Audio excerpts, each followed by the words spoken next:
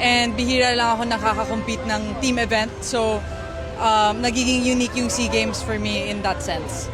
I expect, fun vibes, good level. Try not to think much about results, but, just out there giving my all, compete, and do what I can. Kagulat World. May mga pagkakataon sa karera ng isang atleta na mas matindi pa ang presyon sa isang regional tournament kaysa sa isang Grand Slam. At ngayon, si Alexandra Ala, ang Pinoy tennis queen at WTA Top 50 sensation, ay nasa gitna ng ganyang matinding internal conflict.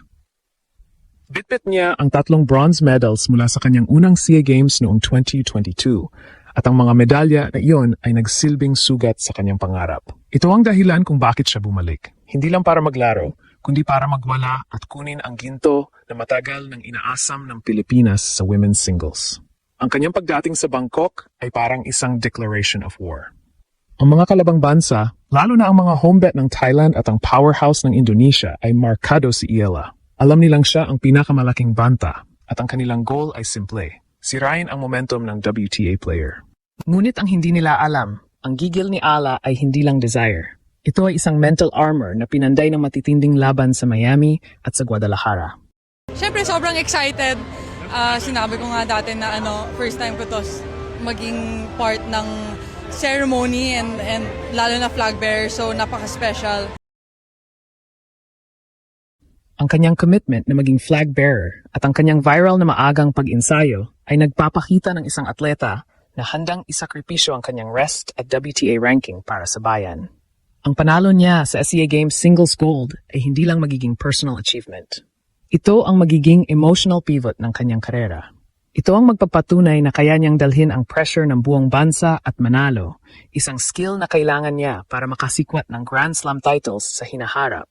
Sa bawat serve niya sa court, parang sinisigaw niya ang kanyang commitment sa Pilipinas. Ang kanyang pagiging World Top 50 ay hindi lang ranking.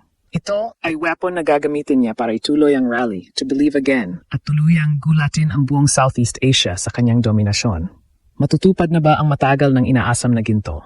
Bakit ang SEA Games ang pinakamahirap na laban para sa isang world-class athlete?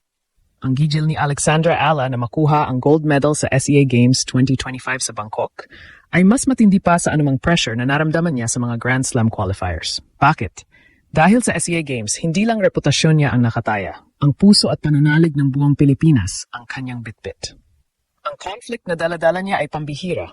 Ang pagiging isang WTA Top 50 player ay nangangailangan ng consistent na paglalaro sa mga malalaking tournaments kung saan naghahabol siya ng mahalagang ranking points. Ang pag-uwi sa SEA Games ay nangangahulugang temporary sacrifice sa kanyang WTA momentum. Ito ang pinakamahirap na career decision na kailangan niyang gawin. Ang WTA ranking versus ginto ng bayan.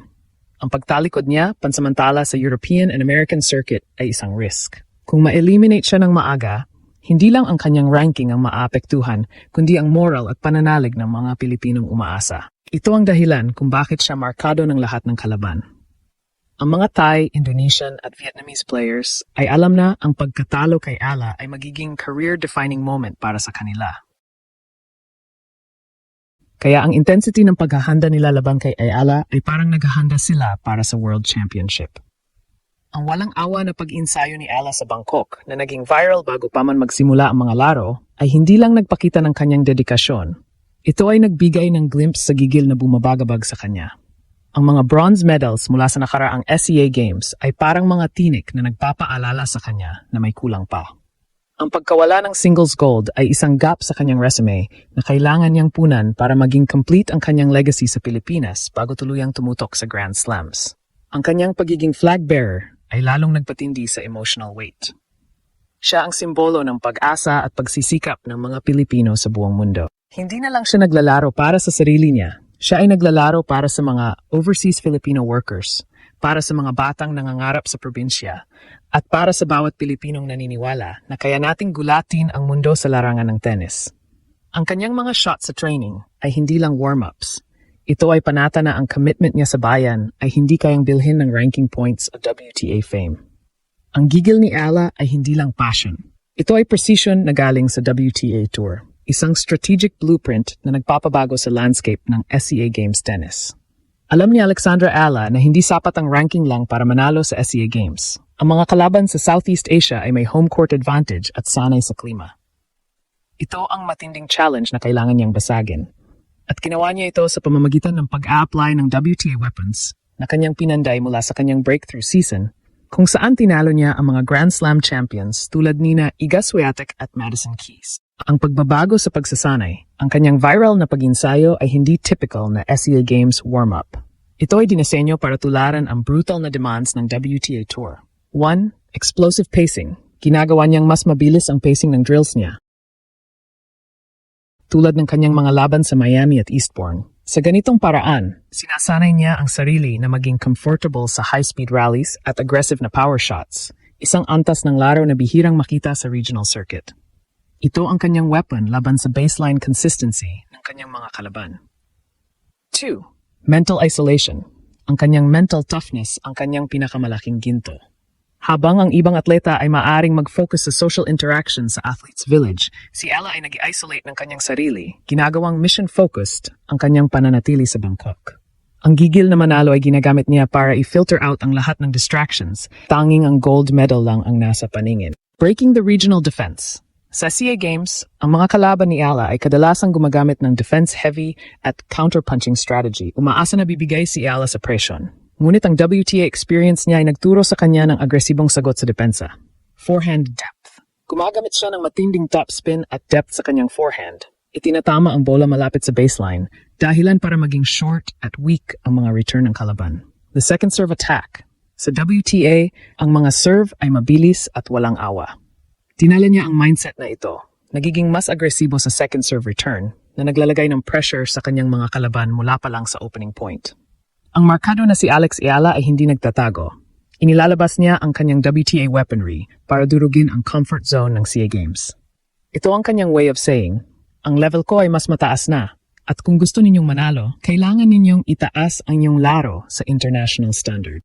Ang kanyang gigil na makita ang bandila ng Pilipinas na nasa pinakatuktok ang siyang nagtutulak sa kanya na maglaro na may Grand Slam intensity sa bawat set.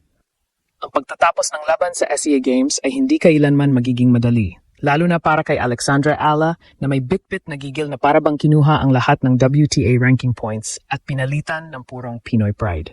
Sa huling set, habang tinititigan niya ang bandila ng Pilipinas sa kanyang shoulder bilang flag bearer, ang lahat ng pressure ay nawala at napalitan ng laser focus. Ang pagtalo sa kanyang kalaban na nagdepensa ng matindi at nag-focus sa climate advantage ay hindi lang panalo sa score. Ito ay pagbasag sa regional curse na matagal nang bumabagabag sa Philippine tennis. Ang pag-akyat ni Ella sa podium dala ang inaasam na women's singles gold medal ay higit pa sa title. Ito ang kumpirmasyon na ang kanyang sacrifice sa WTA Tour ay sulit at ang kanyang commitment sa bayan ay walang kapantay. Ito ang emotional climax ng kanyang comeback core concept mula sa heartbreak ng Grand Slam early exits, muling bumalik sa regional scene para magbigay ng ginto sa sambayanan.